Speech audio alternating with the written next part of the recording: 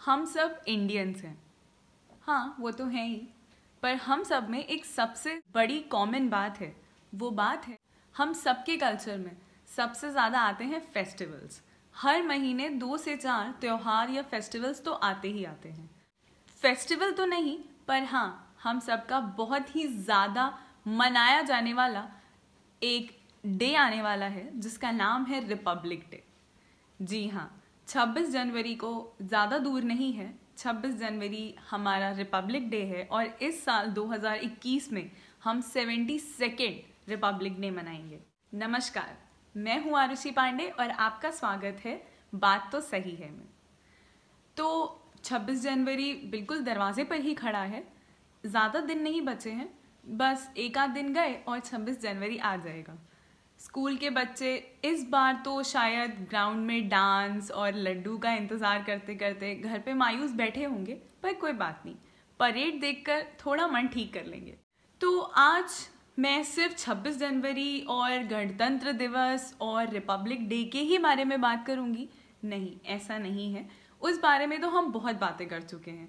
आज मैं एक ऐसे टॉपिक के बारे में बात करूंगी जो मैंने नोटिस किया और मुझे लगा मेरे नज़रिए से वो बात सही नहीं है, हमें उसे सही करनी है। वो बात ये है कि हम और आप सब अलग अलग कल्चर से आते हैं। वो कहते हैं ना कि हर 100 मीटर और हर 200 मीटर पे बोली, पानी, भाषा, खाना सब बदल जाता है। तो जहाँ भाषा और खाना बदल जाएगा, लाजमी सी बात है कि कल्चर भी बदल जाएगा। अब कल्चर बदलेगा तो थोड़ा चेंज तो आएगा ही। हो सकता है हमारे यहाँ किसी चीज़ को किसी और नाम से बुलाते हो और आपके यहाँ उसी चीज़ को दूसरे नाम से बुलाते हो। ज़रूरी नहीं कि हर नॉर्थ ईस्टर्न स्टेट का लड़का मोमोज ही बेचता है। ज़रूरी नहीं कि जितने भी साउथ इंडियन स्टेट्स हैं वो सब मद्रासी ही कहलाएं। ज़रूरी नहीं है कि नॉर्थ इंडियंस वाले लाउड और चोर उचक्के ही होते हैं और क्राइम खाली वही लोग करते हैं। और बिल्कुल ज़रूरी नहीं कि गुजरात, महाराष्ट्र के लोग ही सबसे ज़्यादा धंधे में आगे रहते हैं। हाँ, रह सकते हैं, पर स्टीरियोटाइप करना तो कहीं तक भी सही नहीं है। क्योंकि ऐसा नहीं है अगर अंबानी को छोड़ दिया जाए तो दूसरे देशों के जो बड़े बड़े बिजनेसमैन हैं वो सब गुजराती नहीं हैं। और ऐसा बिल्कुल भी नहीं है कि इंडियंस में बिजनेस खाली गुजरातियों में ही होता है। सबके अंदर ये अलग अलग तरीके के टैलेंट और पावर हो सकते हैं। तो हो सकता है कि जम्मू कश्मीर से निकला एक लड़का भी बिजनेस में उतना ही तेज हो जितना कि एक गुजराती लड़का होगा। हो सकता है कि बिहार, जो कि यूपीएससी का एक कैपिटल माना जाता है, जो लड़के सबसे ज़्यादा यूपीएससी बिहार से निकालते हैं, हो सकता है कि सिक्किम और तमिलनाडु या फिर कोई भी तेलंगाना जैसे स्टेट जिनका कि नाम ज़्यादा नहीं आता, वो लोग भी यूपीएससी टॉपर्स दे सकते हैं। हम सब एक ही कॉन्स्टिट्यूशन से बंधे हैं। हम सब ने मिलकर इस भारत को बनाया है। हम सब भारत का एक बहुत ही अभिन्न अंग है जिसको कि कभी तोड़ा या छोड़ा नहीं जा सकता। क्योंकि भारत जम्मू कश्मीर से लेकर कन्याकुमारी और अटक से लेकर कटक तक हमारा ही है। ये पूरा क्षेत्र, ये इसके सारे राज्य, ये सब हमारे हैं। तो क्यों हम सिर्फ एक ही स्टेट में बंद कर रह जाते? मैं उत्तर प्रदेश से बिलोंग करती हूँ और कोई भी पूछता है तो मैं बताती हूँ हाँ, मैं वहीं जन्मी, मेरा घर वहाँ पर है। लेकिन इसका मतलब क्या ये है कि मैं अगर दूसरे स्टेट में जाऊँ तो मैं उनको अपने स्टेट के साथ कंपेयर करना चालू कर दूँ?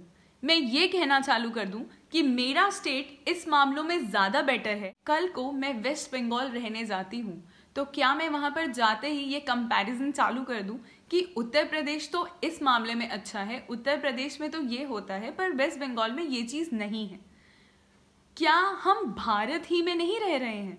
चाहे मैं वेस्ट बंगाल में रहूं, उड़ीसा में रहूं, सिक्किम में रहूं, तेलंगाना में रहूं या किसी भी दूसरे राज्य में रहूं, मैं रहूंगी तो भारत में ही।